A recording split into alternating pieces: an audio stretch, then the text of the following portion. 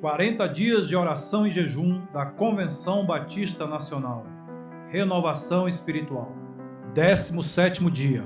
A nova geração de pastores e a renovação espiritual. Mas aqueles que esperam no Senhor renovam suas forças, sobem com asas como águias, correm e não se cansam, caminham e não se fatigam. Isaías 40, 31. No contexto histórico do texto supra, temos conhecimento de que o povo de Deus que fora levado cativo seria liberto. O profeta ministra para uma geração futura, mostrando Deus em sua majestade e soberania, consolando, falando ternamente e animando após a angústia. O tempo árduo está acabando. Por trás de toda angústia estão as consequências que vêm em dobro por causa do pecado. O arauto é transportado para o dia da redenção. O Senhor é exaltado. A grandeza de Deus é demonstrada em contraste com os ídolos, mostrando a loucura de se trocar Deus por outras coisas. A grandiosidade de Deus retratada é uma boa razão para se ter bom ânimo. Uma construção poética de falas, réplicas e tréplicas entre Deus e o seu povo conduz ao esclarecimento. O povo expõe sua causa. Deus responde. O povo acusa Deus, argumentando que seu caminho está oculto aos seus olhos, como se Deus não estivesse percebendo sua dor e sofrimento. Abre aspas.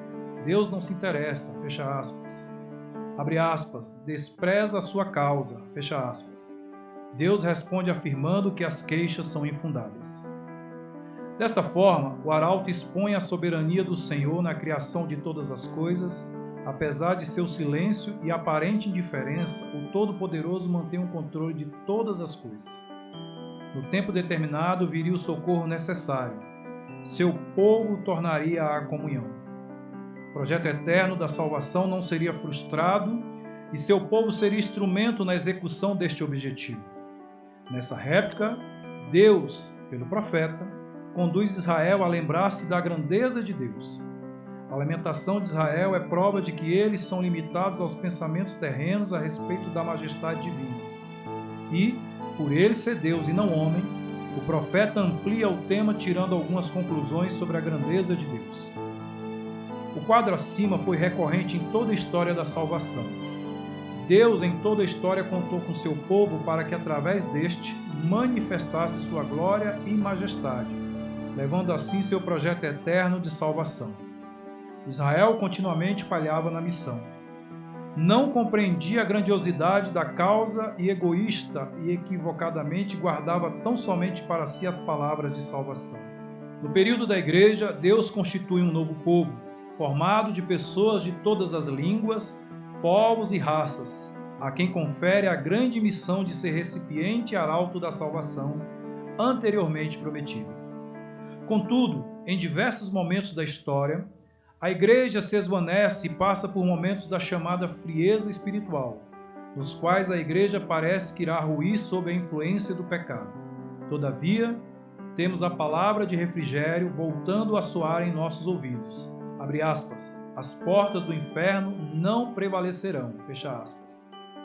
Sendo assim, em tempos necessários, Deus ergue seus arautos, sua igreja renovada, avivada e a continuidade é estabelecida.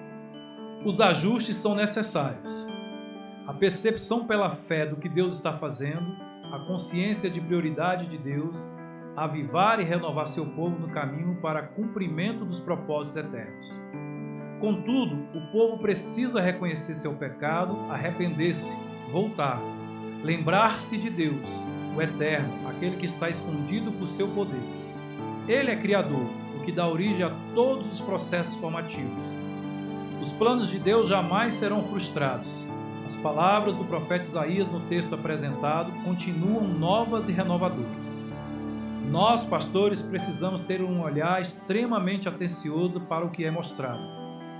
Deus faz forte ao cansado, multiplicando as forças de quem não tem nenhum vigor. Pois estes esperam no Senhor, diferente daqueles que de exaustos caem, que titubeiam pela fraqueza, daqueles que tropeçam, fracassam e são arruinados por causa da confiança em si mesmos e da esperança incerta na força meramente humana e transitória. Os que esperam no Senhor se uniram ao Senhor sendo entrelaçados pelo Mestre.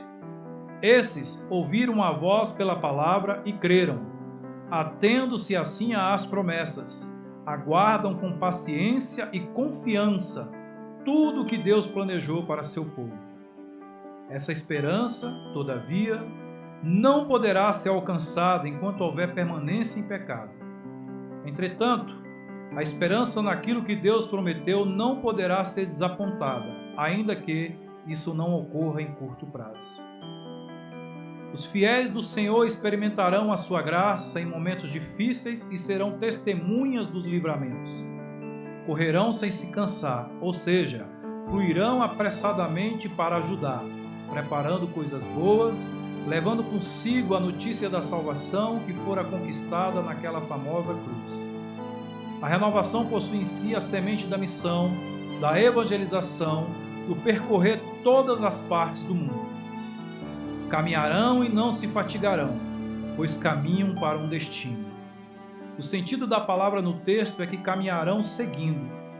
Um bom exemplo do Antigo Testamento é o povo de Israel que, ao sair do Egito, caminhava para a terra prometida. Quando a multidão partiu do Monte Sinai, caminhava e a arca da aliança de Deus ia à frente deles a fim de indicar o caminho do descanso.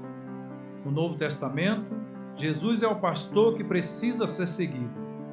O servo de Deus não se fatigará se ouvir a voz do pastor e caminhar. Há um caminho indicado pela palavra, por isso não há lugar para conjecturas.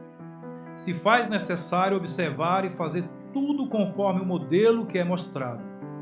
Todas as inovações precisam estar dentro de parâmetros constitutivos demonstradas na Bíblia. Em contraste, os que seguirem seus próprios instintos e caminhos, desconhecendo ou não observando aquilo que foi mostrado no exemplo, no tipo Jesus Cristo, serão atingidos pelo lado sofrido da labuta, que é o cansaço, a frustração e o desânimo. Porém, em direção contrária a estes, aqueles que seguem caminhando após o Cordeiro, conforme Apocalipse 14:4, abre aspas, eles seguem o Cordeiro por onde quer que ele vá, fecha aspas. Esses jamais desembocarão em melancolia e frustração da vida. Há necessidade de uma visão geral da situação insatisfatória. Há necessidade de uma inconformidade com a situação mostrada. Há necessidade de um despertamento promovido pelo Espírito que desemboque numa ação comunitária que conduza à rejeição do pecado, produzindo uma renovação. Percebamos que todos os processos históricos de renovação e avivamento espiritual têm sua gênese nos princípios expostos acima. Ao observarmos a vida daqueles que foram chamados colunas da renovação, verificaremos historicamente que os mesmos foram submetidos por Deus aos ajustes.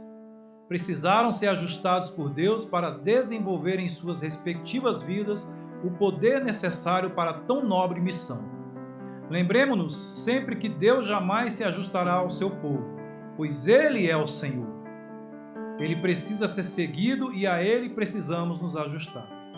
Encerro este devocional lembrando e exortando à nossa geração, aos pastores, líderes e demais membros de nossa CBN que não vivenciaram os dias idos do princípio da renovação espiritual. Observemos sim os homens e mulheres que foram referenciais nesta nobre causa. O Deus que chama e capacita para o cumprimento de sua soberana vontade. Como aquele que guia um automóvel precisa olhar pelo retrovisor quando necessário, olhemos também para a nossa história, pois nos servirá de motivação. Mas não fitemos apenas o retrovisor, olhemos avante. Vamos verificar as possibilidades, vamos aproveitar as oportunidades. As ferramentas ainda estão disponíveis. O projeto eterno do Mestre ainda não foi encerrado. O Espírito Santo ainda é o mesmo que moveu o coração dos servos do passado. Ele ainda continua buscando alguém na brecha da intercessão, alguém dentre seu povo que se dispõe a ir. O povo discutia e contendia com Deus porque não compreendia os desígnios dele, pois tinha um coração voltado para as coisas terrenas apenas. Os planos de Deus, no entanto, são atemporais. Apesar de sua aparente ausência, está sempre presente. Ele continua sendo Deus. A sondagem constante de nossas vidas se faz necessária. A verificação intensa para a averiguação dos possíveis embaraços e pecados que travam um crescimento pertinente. Olhando sim para a história, buscando modelagem para aperfeiçoamento. Olhando os exemplos de homens e mulheres que deixaram suas marcas de valor. O Deus que operou neles é o mesmo que trabalha em nossas vidas. Sempre é tempo de recomeçar, se necessário. Sempre é tempo de renovação e avivamento. Quem sabe se ela não está começando agora. Precisamos, contudo, nos aproximarmos de Deus nos termos dele. Como em Jeremias 29:13. Vocês me buscarão e me acharão quando me buscarem de todo o coração. Temos que ir na mesma direção que for indicada por Deus, pois ele não vai pelos desvios e atalhos da vida. Compreender que o rumo de Deus é claro. Segundo Efésios 1:10, fazer convergir nele, na dispensação da plenitude dos tempos, todas as coisas, tanto as do céu como as da terra. Para que haja uma renovação verdadeira, Deus requer que todas as ambições do coração se tornem secundárias a fim de promover a Cristo. A ida a Cristo para tentar persuadi-lo, a dar-lhe poder e energia que se precisa para seus próprios propósitos não irá funcionar.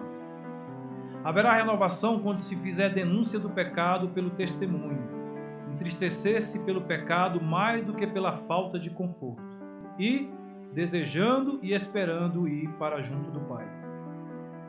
Josivan Guimarães, presidente da Ormiban.